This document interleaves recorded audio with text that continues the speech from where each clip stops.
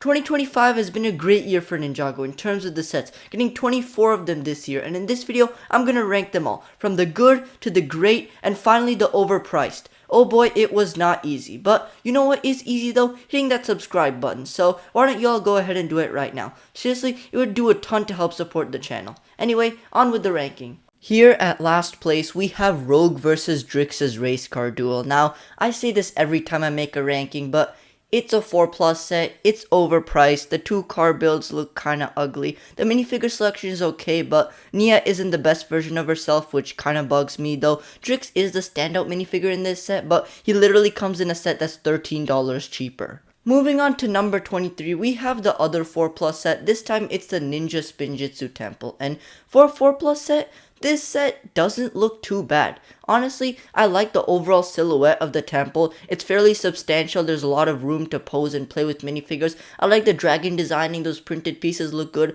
I like the way they made the roofs. I also like the color scheme. My main problem with this set is that the minifigures are not complete. They're not the best versions of themselves. They're missing armor pieces or even hoods, which annoys me, and it's the only thing that drags this set down, apart from the price. If you ignore those two things, this is a pretty good 4+ set. At number 22, I chose to put Kai's Dragon Spinjitzu Spinner. The Dragon Spinjitzu Spinners, in my opinion, are the best Ninjago spinners we've gotten since 2012, since the original spinners, because they spin for like a good 10-15 seconds. They're also really fun to battle around with if you have multiple. They like break apart, those plastic pieces off the sides come off. It's a whole lot of fun for children. I also think they aesthetically look nice. It's just Kai's is my least favorite because I'm not the biggest fan of the colors they chose, but apart from that, it's a really fun spinner for kids. Continuing with the Dragon Spinjitzu Spinners at number 21, here we have Sora's Dragon Spinjitzu Spinner. The only reason I put this ahead of Kai's is because I like the color scheme a whole lot more. The white and the pink spinner just looks a lot better in my opinion.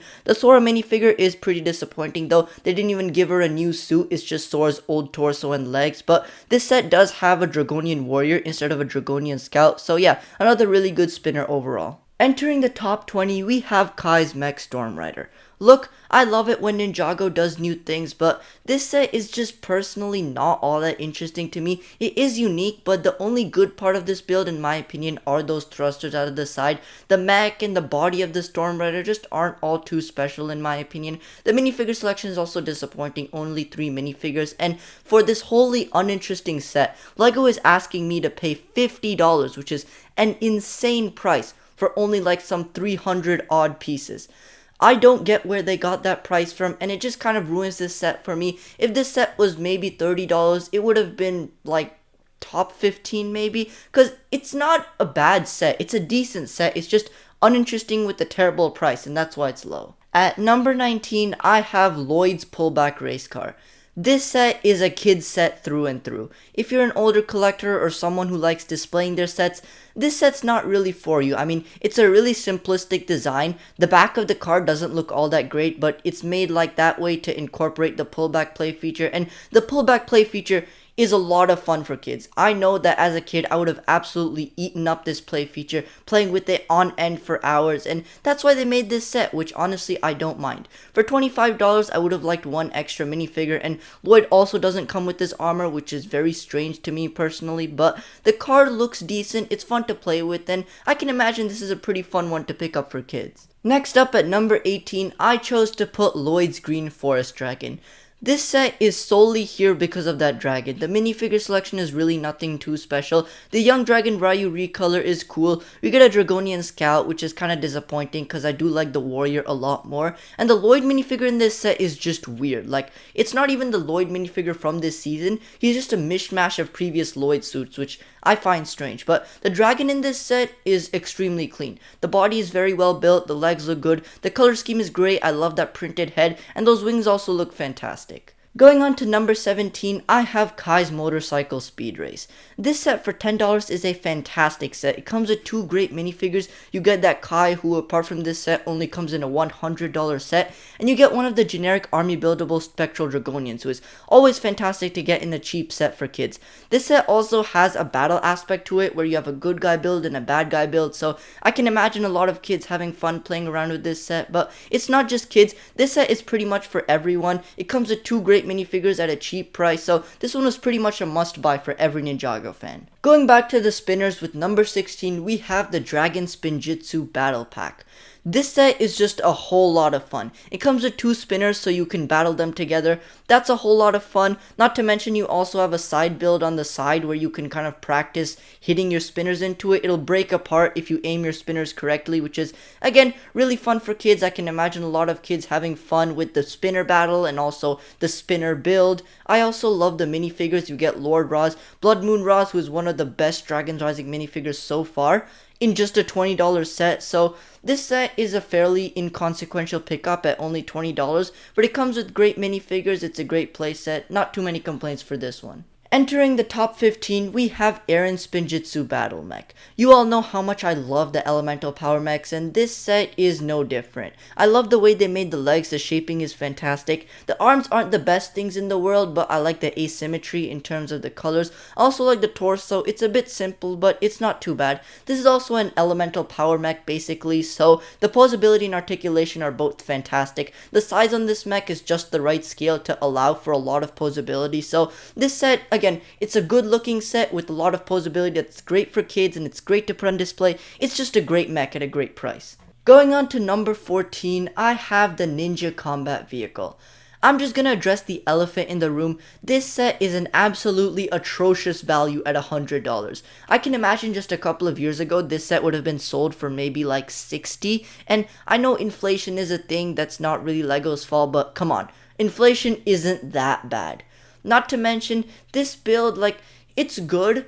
I have started to like it a lot more. I like the splitting apart feature. The bikes, I think, look good. I think all combined together, this build doesn't look too bad. I think it does have a really unique and distinct look that I've actually grown to like. I also like the minifigure selection. You get 6 of them, but come on, man. $100, even with that exclusive frac, even with all those large pieces, is just way too much. And that's why this set is kind of near the middle of the list. It's a good build with some good minifigures that's just weighed down by a really, really bad price. Next up at number 13, I have Roz and Eren Super Stormjet. From initial pictures, I was a big fan of this set, but I've also kind of fallen out of love with this set. I think this jet does look good from some angles. I think the wings are pretty good. I like the dragon that sits on top, though it is a bit bare bones. I like how you can kind of pull out the front section, but I feel like this jet just ends way too abruptly. I feel like it should have had longer thrusters or at least continued for a bit more in the back, because it just kind of cuts off and it looks awkward if you look at it from the sides. Also, for $50, this set is just way too small, man. It only comes with 3 minifigures, which is just disappointing. So yeah, this set was cool in concept. It does look decent from some angles, but the value isn't there and the jet isn't the best thing ever either. At number 12, we have the opposite case with Rontu the Master Dragon. This was a set that I really despised initially, but I have grown to like it a lot more. The main reason I didn't like this set was probably because it just didn't look like Rontu from the show. I loved Rontu's design, and the fact that they couldn't represent it in this set was just really disappointing to me, and I still stand by that. This set does not look like Rontu at all, but taking that out of consideration, it is a good Ninjago dragon. The body isn't as thin as I thought, though it is still definitely quite flat. The posability and articulation, though, are pretty good. The arms look decent, the legs look decent. The decent wings also contribute to an overall solid dragon. Not great, but not terrible either. The minifigure selection is fine in this set. You get 4 minifigures. You get Zark, who is probably the standout, though $50 for this set is kind of insane, but it's not the most insane price, unfortunately. Just outside of the top 10, here at number 11, I have Zane's Battlesuit Mech. This set is solely carried by the minifigures. Just like Kai's motorcycle set, this one was pretty much a must-buy for every single Ninjago fan. It comes with Drix, who is my favorite Forbidden 5 member personally. It comes with Wildfire, who is always a nice minifigure to get, though she is certainly overused in sets. And it comes with the variant of Zane, who only comes in this set and a $250 set. So the minifigure selection on this set is fantastic. The mech on this set is also great. I mean, it has good posability, it looks decent.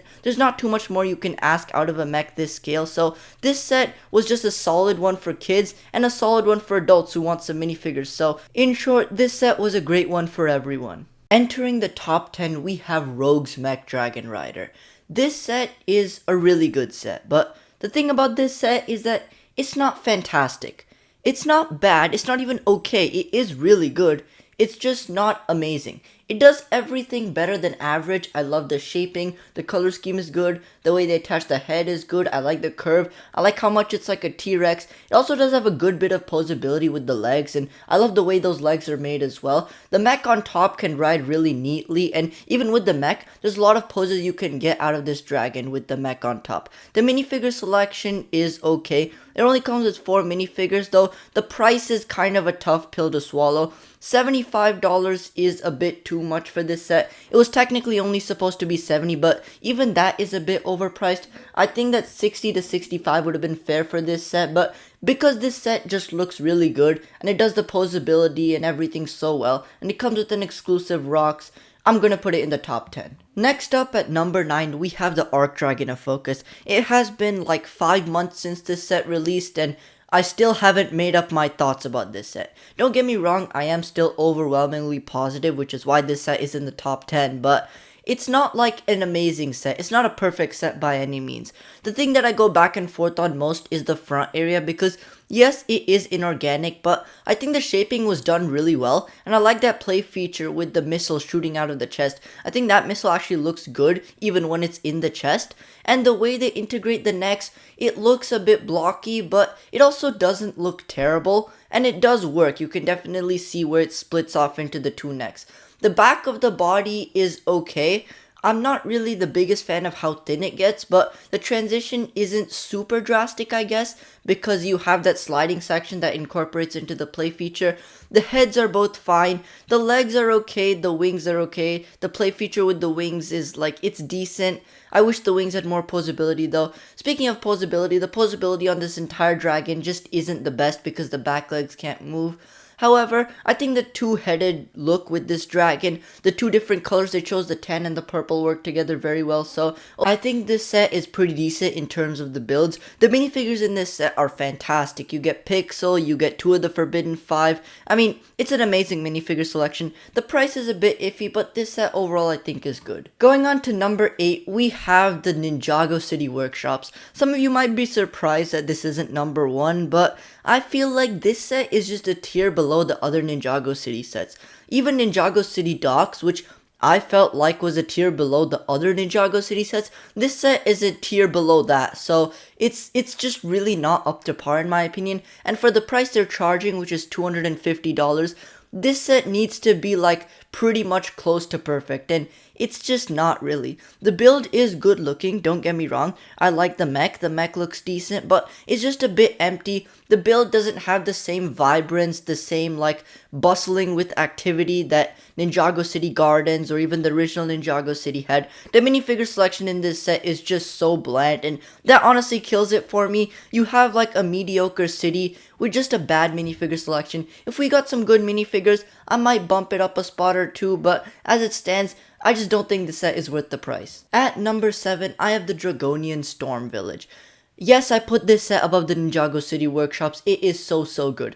This is just the type of set that I love. It comes with a lot of minifigures, 2 of which are exclusive, 2 of which are army buildable, and 2 of which where this is the cheapest way to get them. So, a fantastic minifigure selection all around.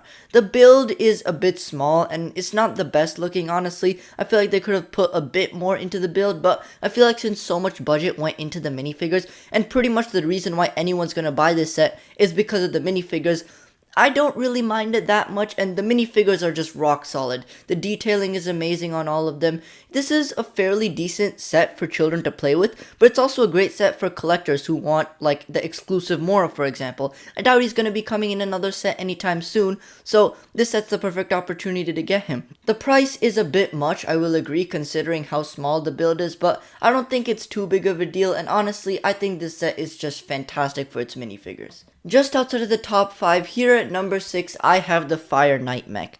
This mech is perfection. It looks so good. I love that cape. I love the designing on it. I love how you can kind of make it so it looks like it's flowing in the wind.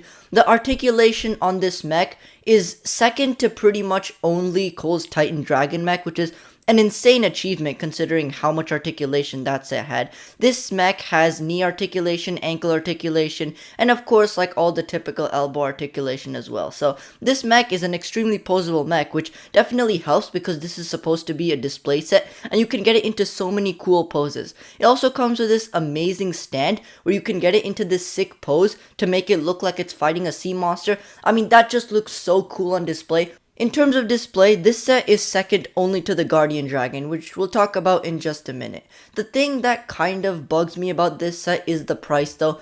$120 for this set is not great. I think 100 would have been perfect, 110 would have been pushing it, 120 is certainly too much, but I think this mech is so good, the display is so good that many people will probably find it okay to pay that just to get this set. Entering the top 5, we have Zane's Ultra Combiner mech, and this set is an absolute feat of engineering, I will tell you that. It looks amazing in mech form and split up into all those different vehicles. I love how the mech has its own unique look where it's really not similar to any other mech, but I do kind of like the look it has. It's extremely playable when it's split up into those different versions, and even when it's a mech, it is surprisingly stable, and you can get quite a few good poses out of it. Speaking of the split up vehicles, I think my favorite is probably the Jet. I think it just looks so clean, but the truck also looks good, the Big Zane looks good, and the Ryu is also a worthy continuation from the Young Dragon Ryu we got in 2024.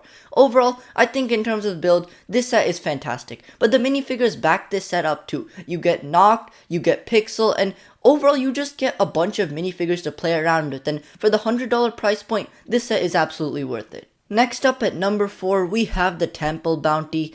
In short, this set just looks really good. It comes with a stand, and I just love how the set looks when you put it on the stand. It looks like it's just about to get into flying position, and just displaying that on your shelves I think is something else. The size of this set is also great. I think they managed to pack a lot of interior into this set, which is always nice to see at a set of this scale. You can pretty easily fit every single minifigure that comes in this set, and more probably into this set. Speaking of the minifigures, they are a bit disappointing. You only get 6 of them, and it is a $200 set. I would have definitely liked maybe a couple more Forbidden 5 members, but yeah, I mean, it's not that big of a deal considering the main selling point of this bounty set is the bounty, and the bounty just looks so good, and it has so much interior, so I don't really mind it. This bounty is fantastic. Entering the top 3, we have the Guardian Dragon. This set is another set with an extremely lackluster minifigure selection. It's $150 and only comes with one minifigure, but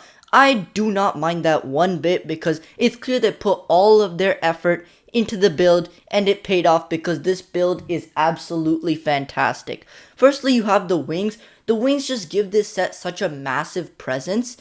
And they also look extremely good. I mean, they're cloth instead of the typical vinyl, which I like a lot more. I love the shaping going throughout the body. I love how the back is kind of arched. The color scheme was done well. This set has like zero posability because it is meant to stand on that rock. But honestly, I understand that. They're not really going to make this set stable on the rock, which is its ideal pose, unless you really take away some posability. And honestly, even if you had posability, what other poses would you possibly want to put this set in? I mean, it just looks so good the way it comes out of the box. I also love the scenery around the rock. There's like a mini shrine slash monastery gate or something. I don't really know what that is, but it also looks good. The rock detailing is good. The pond water area is good. And the dragon is just fantastic, and it carries this set for me. Moving on to the penultimate set on this list, we have Thunderfang. This set is pretty much a perfect set in my opinion. It retails for $70, comes with 6 minifigures, all of which are fantastic. I mean, you get some ninja, you get Knocked, you get a nice Dragonian to go against the ninja. It's just a good minifigure selection. And the dragon you get in this set is also pretty sizable. He's definitely worth $70. Not to mention the dragon is just fantastic looking. Thunderfang just has such a creepy, unnatural design with the bend in his back. I love how thin his back is as well. The printing on the wings and also the head. It just contributes to give this guy a super creepy feel, which I absolutely love. He also has a good bit of posability and then also a nice play feature where you can kind of pretend to chain him up. That's always fun for kids. I always appreciate it when they include little details like that. But overall, this set is a great package all around with some great minifigures, a fantastic build, build, all for a pretty good price. Now though, for the moment you've all been waiting for, the best Ninjago set released in 2025, in my opinion, is Lloyd's Jet Mech. This set just got better and better for me personally. Let's start off talking about the actual jet mech. I think this build is fantastic. It looks great in both mech and jet form, especially that jet form, it just looks so clean. I love the shaping they got around the back with those big Technic pieces. I think those were used really well. The transformation is also super easy and super quick, and even a kid can do it, as the designer himself said. In mech form, there's a lot of posability on this set, and I've certainly gotten a lot of cool poses out of my set just because of how much ankle articulation there is. But the mech's not the only thing in this set. One thing that I really didn't appreciate about this set before I got it was how much it's a complete package. It comes with not only a pretty big mech, but it comes with this spectral dragon, which is actually pretty sizable and can actually go against the mech, which is great for children. You have a small nice side build for Sora, which is always great for kids. I always appreciate that. And you get some good minifigures too. I would have liked some extra minifigures, but you get the exclusive curse, so it's not that big of a deal. Overall, this set fires on all cylinders. You get a bunch of great builds. They can all go against each other for some fun conflict. You have a really nice looking mech. You have some really great minifigures, and I absolutely love this one. So that is it for my ranking of every 2025 Ninjago set. Stay tuned, because really soon I plan on releasing a ranking of every 2025 minifigure, and in the meantime, you can check out these other videos on the end screen now, and I will see you in the next one.